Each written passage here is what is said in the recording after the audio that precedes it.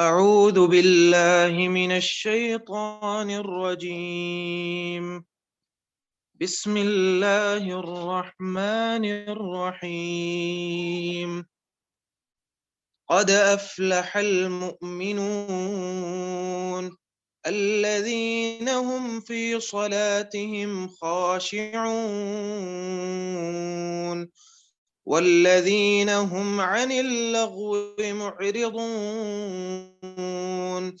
والذين هم للزكاة فاعلون والذين هم لفروجهم حافظون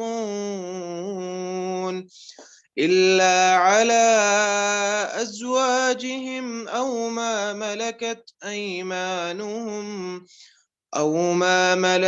أيمانهم فإنهم غير ملومين فمن ابتغى وراء ذلك فأولئك هم العادون والذين هم لأماناتهم وعهدهم راعون والذين هم على صلواتهم يحافظون أولئك هم الوارثون الذين يرثون الفردوس هم فيها خالدون.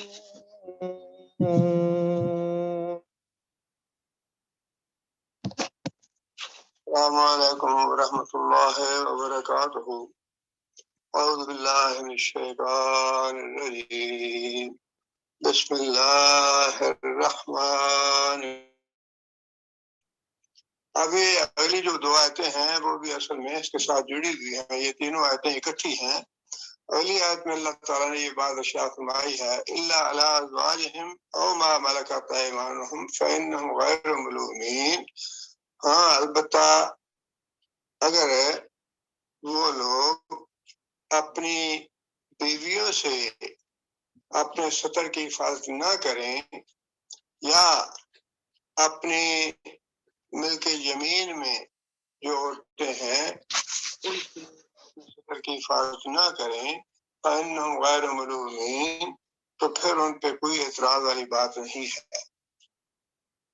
اب یہ بات ارشاد فرما کے ایک بات تو اللہ تعالیٰ نے یہ واضح فرما دی کہ اسلام جو ہے وہ انسان کے بشری تقاضوں کو دبانا نہیں چاہتا یا ان پہ پابندی لگانا مطلوب نہیں ہے. جو بشری تقاضا ہے وہ یہ ہے کہ اللہ تعالیٰ نے مرد اور عورت دونوں میں جنسی خواہش کا داعیہ رکھا ہے، اس کا تقاضا رکھا ہے اللہ تعالیٰ نے. اسے تو اللہ تعالیٰ نے ختم نہیں کیا بلکہ اس کے لیے حدود و قیود بیان فرما دی کہ اپنی بیویوں کے ساتھ تم اپنی جنسی خواہش پوری کر سکتے ہو اور اپنی جو لونڈیاں ہیں ان سے بھی جنسی خواہش پوری کر سکتے ہو. البتہ اس کے علاوہ فمن ابتغى وراء ذلك، البتہ ان دو صورتوں کے علاوہ یعنی بیوی کے علاوہ اور لونڈیوں کے علاوہ جو شخص کچھ اور چاہے گا یا اور تلاش کرے گا فاولئک هم العادون، تو وہی لوگ ہیں جو حد سے تجاوز کرنے والے ہیں. اس میں ایک بات تو یہ ہے کہ اللہ تعالیٰ نے بشری تقاضے کا راستہ نکال دیا کہ انسان میں ہم نے یہ عورت اور مرد میں جنسی خواہش پورے کرنے کا تقاضا رکھا ہے، لیکن اس کا جائز اور صحیح طریقہ یہ ہے کہ وہ اپنی بیویوں سے یہ یا لوڑیوں سے یہ خواہش پوری کریں. زوج کا لفظ جو ہے وہ قرآن مجید میں جہاں کہیں بھی آیا ہے وہ منکوحہ عورت کے لیے آیا ہے. منکوحہ مرد یا منکوحہ عورت کے لیے استعمال ہوا ہے. زوجہ کا لفظ عورت کے لیے، زوج کا لفظ مرد کے لیے. جس کو اردو میں ہم بیوی کہتے ہیں اس کے بارے میں یہ فرمایا کہ جائز طریقے سے نکاح کر کے کر سکتے ہو.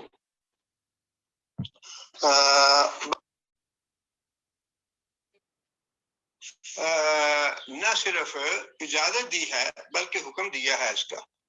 اجازت دینے میں اور حکم دینے میں فرق ہے۔ اجازت کا مطلب یہ ہے کہ جو کرنا چاہے اسے اجازت ہے، اور جو نہ کرنا چاہے اس کے لیے بھی اجازت ہے۔ لیکن اسلام نے ایسے نہیں کیا، بلکہ چونکہ جو چیزیں اللہ تعالیٰ نے انسان کی فطرت میں اور اس کے مزاج میں رکھی ہیں، اللہ تعالیٰ نے اس کے تقاضوں کو پورے کرنے کی راہ کھلی رکھی ہے، اس پہ پابندی نہیں لگائی۔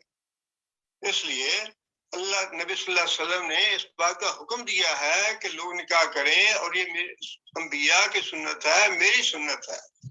نبی صلی اللہ علیہ وسلم کے زمانے میں بعض لوگوں نے اپنے آپ پہ پابندی لگائی نکاح نہ کرنے کی تقوی کے حوالے سے، اور یہ سمجھتے تھے کہ یہ ایک دنیا دار لوگوں کا کام ہے اور اس سے نیک لوگوں کو دور رہنا چاہیے۔ یہ جو ہے نا رہبانیت کا تصور، یہ اسلام میں نہیں ہے، بلکہ نبی صلی اللہ علیہ وسلم نے وہ جو صحابہ کرام تھے جنہوں نے اس بات کا عہد کیا تھا کہ ہم ساری زندگی ایک صحابی نے یہ عہد کیا کہ میں ساری عمر روزے رکھوں گا، کبھی ترک نہیں کروں گا۔ دوسرے صحابی نے یہ وعدہ کیا کہ میں ساری رات مسلسل قیام کرتا رہوں گا، کبھی قیام ترک نہیں کروں گا۔ اور تیسرے صحابی نے یہ عہد کیا کہ میں ساری زندگی نکاح نہیں کروں گا۔ ان کا خیال یہ تھا کہ یہ ساری چیزیں جو ہے نا، یہ تقوی سے قریب تر کرنے والی اللہ تعالیٰ کو پسندیدہ چیزیں ہیں، لہٰذا نیکی کے اعمال ہیں، لہٰذا ہم ساری عمر ان پہ باقاعدگی سے عمل کریں گے۔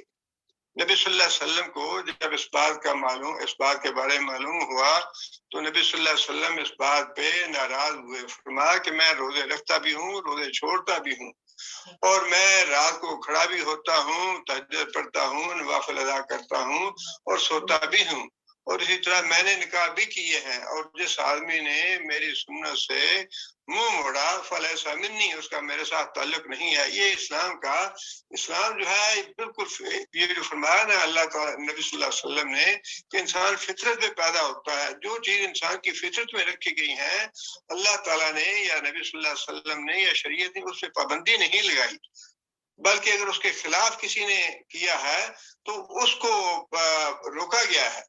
حضرت عثمان بن مظعون رضی اللہ تعالیٰ عنہ نے بہت نیک اور ہجرت کرنے والے اور متقی صحابی تھے، اور جب انہوں نے شادی کی تو اس کی تھوڑی دیر بعد ان کی بیوی نبی صلی اللہ علیہ وسلم کے گھر گئیں۔ حضرت عائشہ نے دیکھا انہیں، وہ بالکل ایسے ساز مرادی سی اور بالکل عام سا لباس پہنا ہوا، عام سی شکل و لباس۔ تو حضرت عائشہ رضی اللہ تعالیٰ نے پوچھا کہ تمہاری نئی شادی ہوئی ہے، تم نے یہ کیا ہویا بنا رکھا ہے؟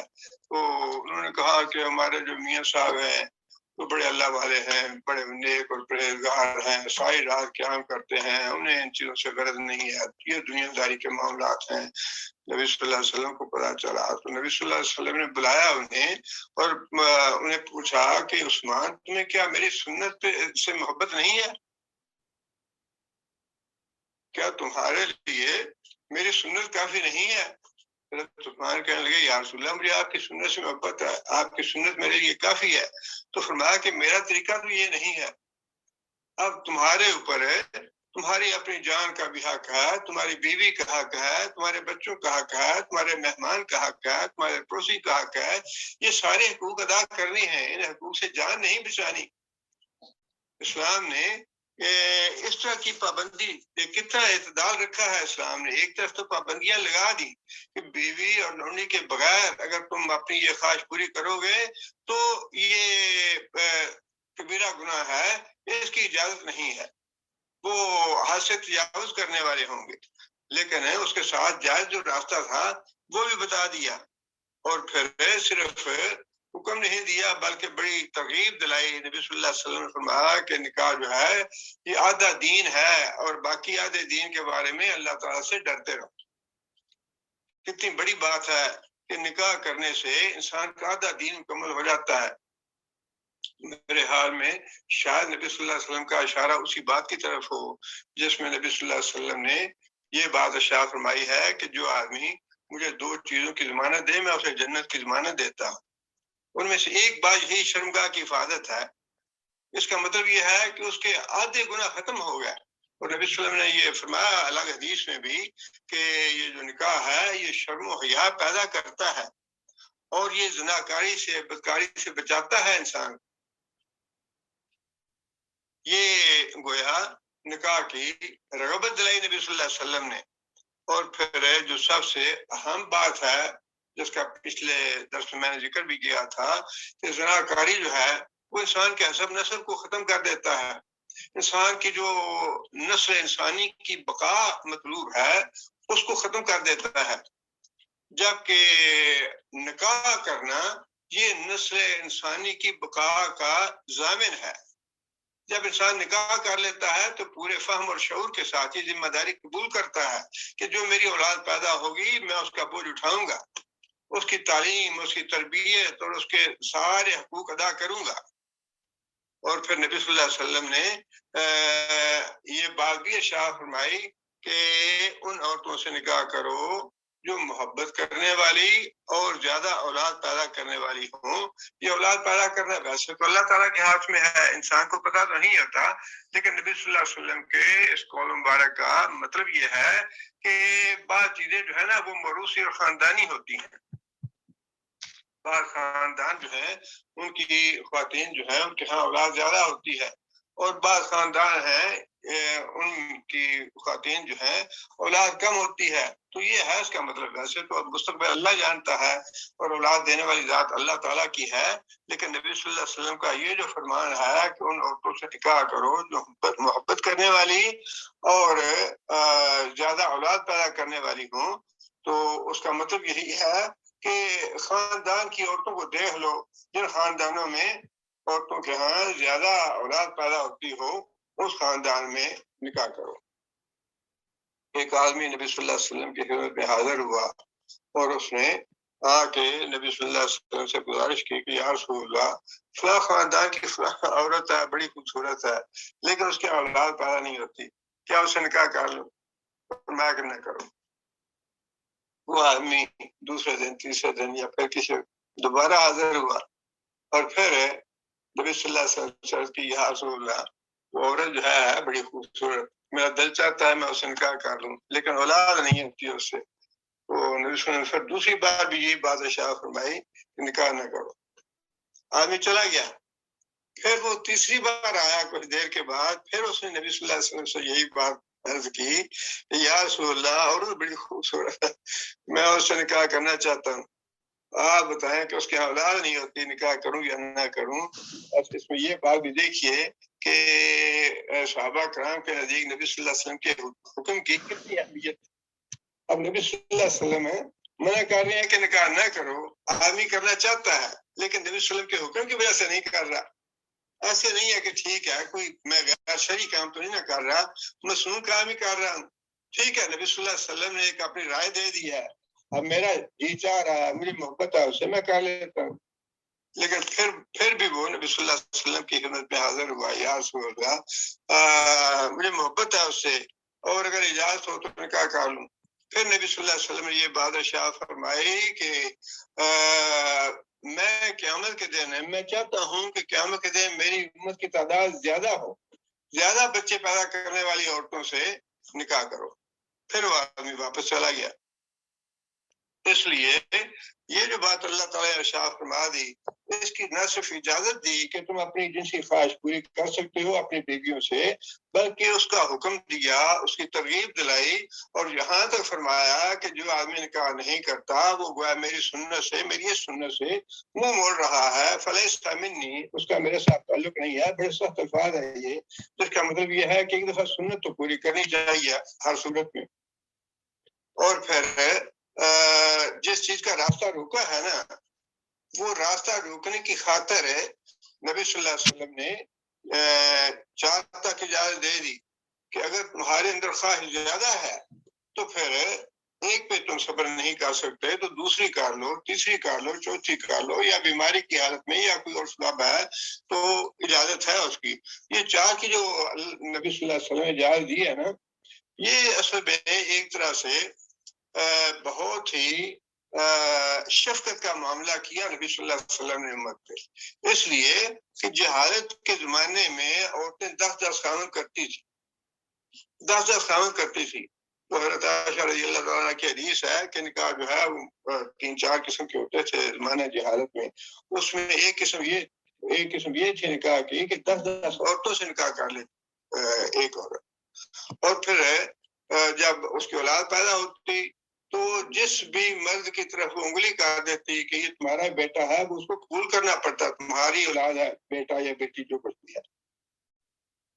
نبی صلی اللہ علیہ وسلم نے اس قباحت کو ختم کرنے کے لیے 4 کی پابندی لگا دی کہ ٹھیک ہے 4 تک تم رکھ سکتے ہو، لیکن اس سے زیادہ نہیں. لوگ 10 عورتوں سے رکھتے تھے معاملہ. جس طرح ایک عورت جو ہے وہ 10 مردوں سے تعلق رکھتی تھی، اسی طرح ایک مرد جو ہے وہ 10 عورتوں سے تعلق رکھتا تھا. نبی صلی اللہ علیہ وسلم نے 10 عورتوں سے تعلق رکھنے کی بجائے پابندی لگا دی 4 تک کہ 4 سے زیادہ نہیں. یہ گویا ایک طرح سے ہر طرح سے بدکاری اور گناہ کا راستہ روکنے کی تدبیر ہے. اچھا، اس کے علاوہ جو دوسری بات ارشاد فرمائی نا وہ بھی بڑی اہم ہے کہ جو لونڈیاں ہیں ان سے بھی تم اپنی جنسی خواہش پوری کر سکتے ہو.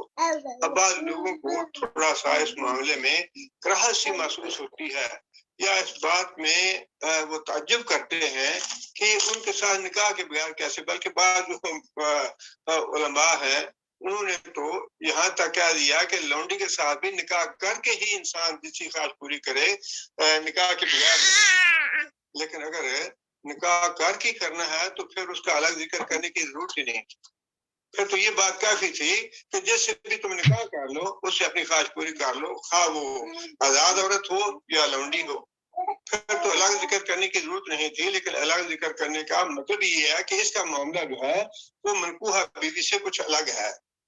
اور اس کی جو ہے نا معاملہ یہ تھا کہ قبائلی لڑائیوں میں یا جنگوں میں جو عورتیں قید ہو کے آتی تھیں یا اگر ملکوں کی لڑائی ہو تو اس میں آج بھی یہی قانون ہے کہ دارالحرب سے جو عورتیں جنگ کے دوران قید ہو کے دارالاسلام میں آئیں گی ان کے نکاح از خود ٹوٹ جاتے ہیں. یہ شریعت کا حکم ہے.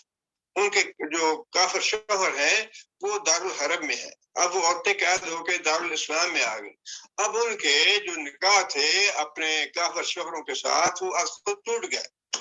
اب وہی عورتیں جو ہیں انہیں حکومت اپنی مرضی کے مطابق یا جنگ میں جن لوگوں نے کوئی بڑے کارنامے دیے، جس طرح آج کل تمغے وغیرہ دیے جاتے ہیں یا کوئی اعزازات دیے جاتے ہیں، انعامات دیے جاتے ہیں، بالکل اسی طرح جنگوں میں جو آرمی چیف ہے یا جو کمانڈر تھا یا جو حکومت وقت ہو وہ جن لوگوں کو قید میں آنے والی عورتیں جو ہیں جن لوگوں کو وہ دیں گے وہی ان سے جنسی خواہش پوری کر سکتے ہیں، اس کے علاوہ اور کوئی نہیں کر سکتا.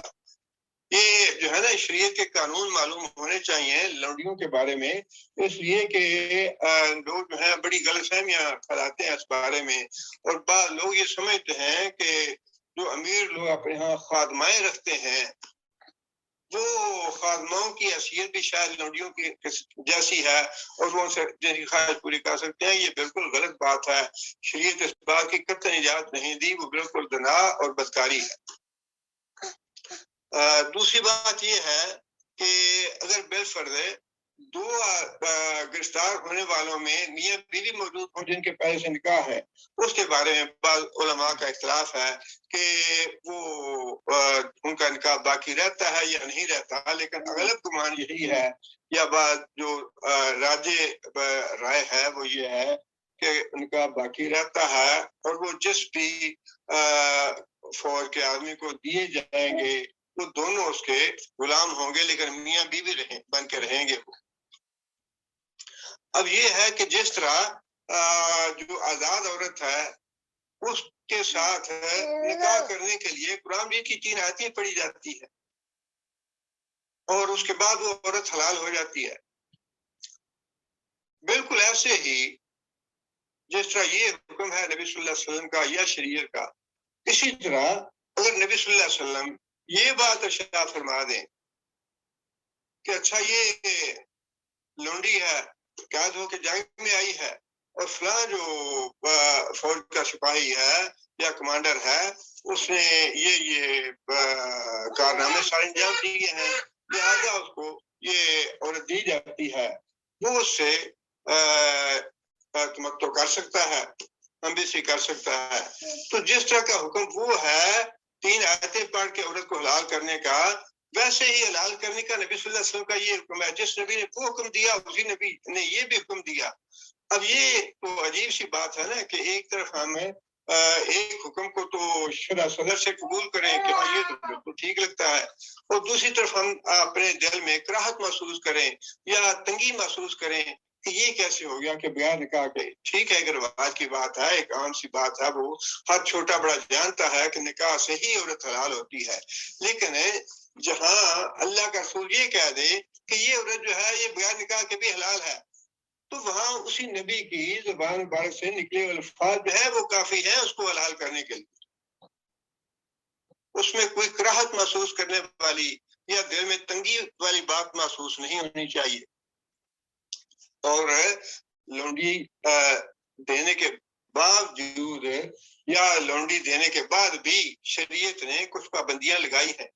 مثال کے طور پہ جس کو لونڈی دی گئی ہے اس پہ ایک پابندی تو یہ ہے کہ جب تک اس عورت کا ایک حیض نہ گزر جائے تب تک اس کو اس کے ساتھ مباشرت کرنے کی اجازت نہیں ہے، تاکہ یہ پتہ چل جائے کہ وہ عورت حاملہ تو نہیں ہے. اگر وہ حاملہ ہے اس صورت میں شریعت کا حکم یہ ہے کہ جب تک فضا حمل نہ ہو جائے کسی کو بھی اس لونڈی کو جس کو وہ دی گئی ہے اسے ہاتھ لگانے کی، اسے مباشرت کرنے کی اجازت نہیں ہے. یہ پورا ایک نظام ہے، پورے قوانین ہیں، پورے اصول ہیں. یہ ایسے نہیں ہے جس طرح عام لوگوں کے ذہن میں اچھا ہی لونڈیاں آ گئی تو بس ٹھیک ہے عیش کرے، ہر آدمی جیسے مرضی کرے. مرضی والی بات نہیں ہے. جس طرح منکوحہ عورت کے معاملے میں شریعت نے پابندیاں لگائی ہیں ویسے ہی لونڈی کے بارے میں بھی اصول بنائے ہیں، قوانین بنائے ہیں، ضوابط بنائے ہیں، اور اس کے مطابق وہ سارا معاملہ ہوگا. اور پھر یہ بات بھی فرمائی کہ جو لونڈی ہے اس کے لیے یہ ضروری نہیں ہے کہ وہ اہل کتاب سے ہو تو تبھی وہ لونڈی بنے گی، بلکہ وہ کسی بھی مذہب سے تعلق رکھتی ہو. جب وہ دارالحرب سے آئے گی قید ہو کے تو پھر وہ ہندو کا مذہب ہے یا سکھ کا مذہب ہے، عیسائی ہے، یہودی ہے، جو بھی ہے وہ لونڈی بن جائے گی تو پھر بغیر نکاح کے اس سے تمتع جائز ہوگا. اور تیسری بات یہ ہے کہ جس آدمی کو لونڈی جس کے حوالے کی گئی ہے اس سے جو اس کی اولاد ہوگی وہ بالکل اس کی جائز اولاد ہوگی، اور اس کو اولاد کے وہ تمام حقوق حاصل ہوں گے جو منکوحہ بیوی سے حاصل ہونے والی اولاد کو حاصل ہوتے ہیں. اس کے وہ تمام حقوق جو ہے اس کی اولاد کو حاصل ہوں گے. اور چوتھی بات یہ ہے کہ جس لونڈی کے ہاں اولاد ہو جاتی ہے وہ پھر جب فوت ہو جاتا ہے مالک اس کا تو وہ لونڈی خود آزاد ہو جاتی ہے. اب وہ آزاد ہے، اپنی مرضی سے اپنے نکاح کر سکتی ہے کسی دوسرے مرد کے ساتھ. اب وہ لونڈی نہیں رہی بلکہ وہ آزاد ہو گئی مالک کے مرنے کے بعد.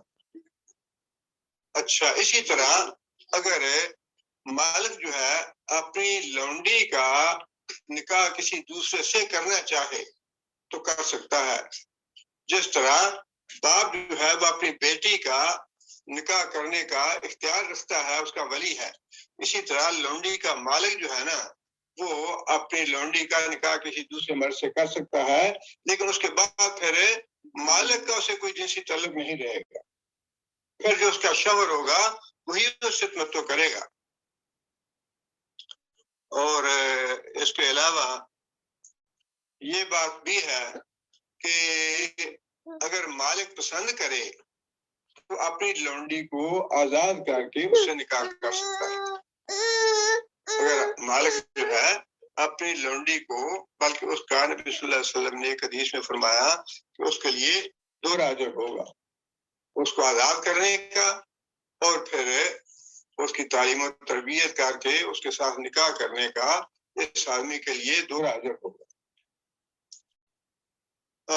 اور پھر یہ بھی قانون ہے کہ جس طرح باپ اپنی بیٹی کا نکاح کر دے، اب وہ اپنے شوہر کے پاس چلی گئی، اب یہ باپ کے اختیار میں نہیں رہا کہ وہ اپنی بیٹی کا نکاح منسوخ کر کے بیٹی کو واپس لے آئے. یہ ممنوع ہے اسلام میں، اس کی اجازت نہیں ہے.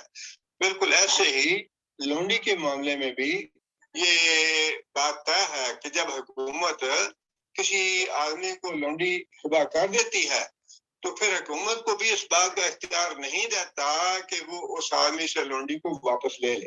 اب وہ مالک وہی ہے، وہ اب جو چاہتا ہے وہ اس کو اگر کسی دوسرے کے ساتھ نکاح کرنا چاہتا ہے یا اسے آزاد کر کے خود نکاح کرنا چاہتا ہے، مکمل طور پر اس کو اجازت ہے. لیکن جس طرح باپ نکاح کے بعد اپنی بیٹی کو واپس نہیں لے سکتا، اسی طرح حکومت جو ہے وہ ایک دفعہ لونڈی کو کسی کو دے دینے کے بعد اس کو واپس لینے کی مجاز نہیں رہتی. پھر وہ مالک ہی اس کے سارے معاملات کا مختار ہوتا ہے. تو یہ جو قوانین ہیں، یہ سارے قوانین لونڈیوں سے متعلق ہیں. جس طرح نکاح کے بارے میں بیوی کے حقوق مقرر کیے ہیں، جب وہ شوہر کے نکاح میں چلی گئی تو فرمایا کہ اب نفقہ جو ہے وہ اس کے شوہر کے ذمہ ہے، اور اس کے دینی معاملات، دنیاوی معاملات، اس کی عزت، اس کی ناموس، وہ ساری جو ہے وہ اس کے شوہر کے ذمہ ہے. بالکل اسی طرح جب لونڈی جو ہے وہ اپنے مالک کے پاس چلی جاتی ہے تو شریعت نے اس کو یہ سارے حقوق دیے ہیں اور اس کی جان اور مال کو محفوظ کیا ہے اس کے مالک کے ہاتھوں میں. یہ کوئی کھیل و تماشا نہیں ہے کہ جو چاہے وہ لونڈی بنا لے اور جو چاہے اس کے ساتھ سلوک کرتا رہے، اور پھر جو خادمہ وغیرہ خرید کے یا خادمہ تنخواہ پہ رکھ کے تو یہ سمجھ لے کہ یہ لونڈیاں ہیں اور ان سے تمتع کرنا جائز ہے، یہ بالکل حرام ہے، یہ درست نہیں ہے. اور پھر آگے وہ اللہ تعالیٰ وضاحت فرما دی نا اگلی آیت میں، وہ وضاحت یہ ہے فَمَنِ ابْتَغَىٰ وَرَاءَ ذَٰلِكَ فَأُولَٰئِكَ هُمُ الْعَادُونَ. ان 2 کے علاوہ، مطلب بیوی کے علاوہ اور لونڈی کے علاوہ جو کوئی کام کرے گا تو وہ لوگ جو ہیں وہ حد سے تجاوز کرنے والے ہیں، وہ اللہ کے حکم کے نافرمان ہیں، وہ شریعت سے بغاوت کرنے والے ہیں جو ان 2 کے علاوہ کریں گے. اب ان 2 کے علاوہ کیا ہے؟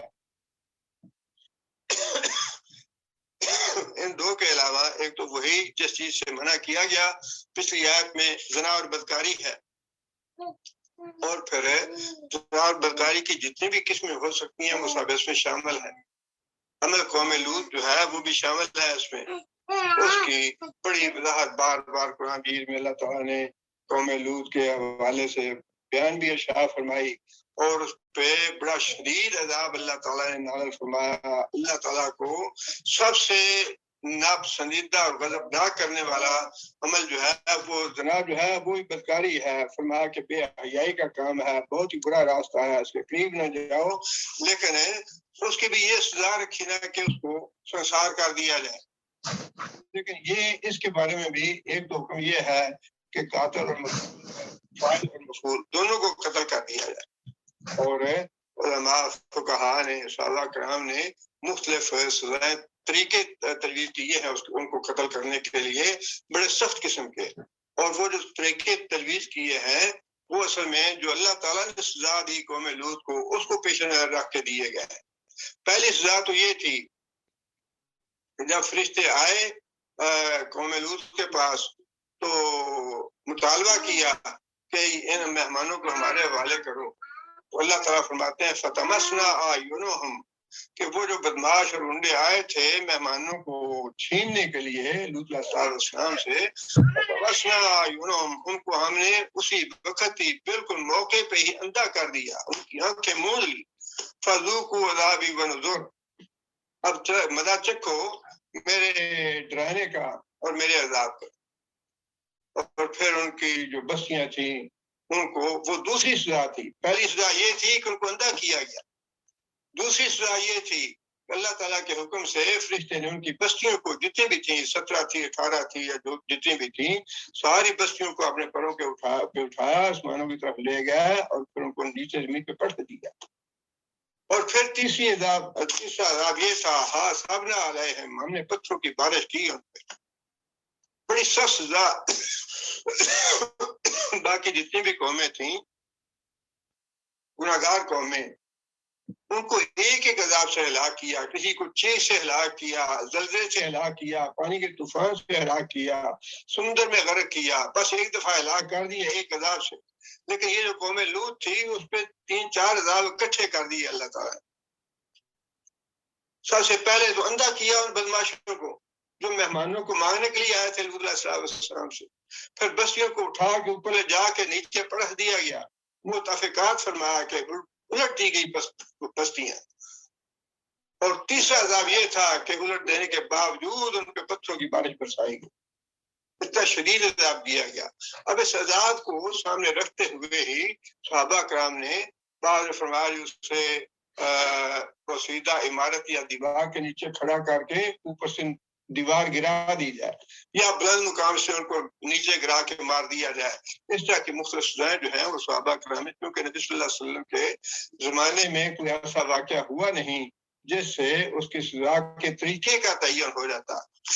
سزا تو بتا دی نبی صلی اللہ علیہ وسلم نے، ان کو قتل کرو، فاعل اور مفعول کو، لیکن کس طریقے سے قتل کرنا ہے اس کا تعین اس لیے نہیں ہو سکا کہ نبی صلی اللہ علیہ وسلم کے زمانے میں کوئی ایسا عمل ہوا نہیں، اس لیے صحابہ کرام نے مختلف طریقے تجویز کیے اس کے لیے۔ اسی طرح وراء ذالک میں باقی جتنی بھی خباثتیں اور کبھی گناہ ہیں، بعض لوگ جانوروں سے اور چوپائے وغیرہ سے بدکاری کرتے ہیں، وہ بھی اس میں شامل ہیں، اور ہاتھ کے ذریعے بھی بعض لوگ اپنی جنسی خواہش پوری کرتے ہیں، وہ بھی اس میں شامل ہے۔ اسی طرح جو شیعہ لوگوں کے ہاں مترائج ہے کہ وقتی طور پہ کسی کو معاملہ طے کر لینا پیسے دے کے عارضی طور پہ، وہ بھی اس میں شامل ہے۔ یہ جتنے بھی ساری صورتیں ہیں یہ ساری وراء ذالک میں شامل، بس جائز صورتیں وہی 2 ہیں جن کا اللہ تعالیٰ نے ذکر فرما دیا قرآن مجید میں۔ منکوحہ بیویاں، آج کل لونڈیوں کا رواج تو نہیں ہے لیکن حکم باقی ہے، جب بھی کبھی ایسا معاملہ پیش آئے تو یہ حکم نافذ ہوگا، جب بھی کبھی ایسی صورتحال پیش آ جائے تو یہ حکم نافذ ہوگا، حکم وہ باقی ہے اب بھی، لیکن چونکہ عام رواج جو ہے ہمارے ہاں جو جس کے بغیر پورا مسلم معاشرہ جو ہے وہ جس پہ قائم ہے وہ تو منکوحہ بیویوں کا ہے، اور اس کے علاوہ جتنی بھی صورتیں ہیں وہ ساری کی ساری اللہ تعالیٰ نے فراہم فرما دی ہیں۔ تو یہ علامتیں ہیں، نشانیاں ہیں ان لوگوں کی جن کو اللہ تعالیٰ جنت میں داخل فرمانے والے ہیں یا جو فلاح پانے والے ہیں۔ اللہ تعالیٰ سے دعا ہے کہ اللہ تعالیٰ ہمیں ان لوگوں میں شامل فرمائے جو فلاح پانے والے ہیں، جنت کے وارث بننے والے ہیں۔ اور یہ جو صفات اللہ تعالیٰ نے بتائی ہیں، اللہ تعالیٰ سے یہ بھی دعا کرنی چاہیے کہ اللہ تعالیٰ ہمیں ان صفات کا حامل بنا دے اور ان صفات پہ عمل کرنے والا بنا دے، اور اللہ تعالیٰ اپنی فضل سے اور اپنی رحمت سے ہمیں بھی جنت کے وارثوں میں شامل فرما دے۔ سبحان ربک رب العزت عما یصفون وسلام علی المرسلین والحمد للہ رب العالمین۔ ربنا ظلمنا انفسنا ان لم تغفر لنا وترحمنا لنكونن من الخاسرین۔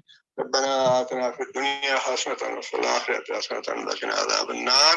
ربنا هب لنا من أزواجنا وذرياتنا قرة أعين واجعلنا للمتقين إماما۔ ربنا اصرف عنا عذاب جهنم إن عذابها كان غراما إنها ساءت مستقرا ومقاما۔ اللهم أيد الإسلام والمسلمين، اللهم أعز الإسلام والمسلمين، اللهم أذل الشرك والمشركين، اللهم دمر أعداء الدين، اللهم نور قلوبنا بنور الإيمان، اللهم ثبتنا على اللسان، اللهم اغفر لجميع المؤمنين والمؤمنات الأحياء منهم والأموات ربنا تقبل منا إنك أنت السميع العليم وتب علينا إنك أنت التواب الرحيم سبحان ربك رب العزة عما يصفون وسلام على المرسلين والحمد لله رب العالمين.